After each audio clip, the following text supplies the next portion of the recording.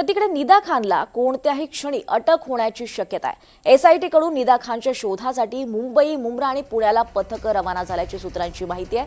निदा खानला एसआयटी कडून अटक केली जाण्याची शक्यता आहे। निदा खानला कोणत्याही क्षणी अटक होण्याची शक्यता एसआयटी कडून पथकं रवाना झाली आहे। निदा खान ही अद्यापही फरार आहे आणि तिच्या शोधासाठी पथकं रवाना झाली आहेत। एसआयटी कडून कधीही तिला अटक होऊ शकते।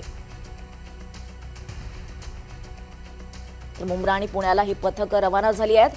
अधिक माहिती घेऊयात आमचे प्रतिनिधी राहुल वाघ यांच्याकडून। राहुल, काय अधिक माहिती आहे? निदा खान अद्यापही फरार आहे, कशा पद्धतीने सगळी ही कारवाई सुरू आहे?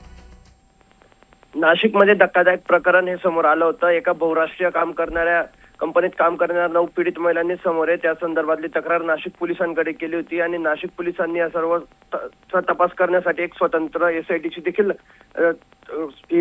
हे केलं होतं आणि आज या प्रकरणी 9 गुन्ह्यांची नोंद ही करण्यात आली होती। या प्रकरणी आतापर्यंत 7 आरोपींना हे ताब्यात घेण्यात आलेलं असून या सर्व याचे मुख्य सूत्रधार समजले जाणारे निदा खान ही अद्याप फरार आहे। तिच्या शोधासाठी मुंबई, मुंब्रा आणि पुणे या ठिकाणी एसआयटीचे विविध पथकं रवाना झालेले आहेत। तिला कोणत्याही क्षणी अटक करण्याची शक्यता आहे।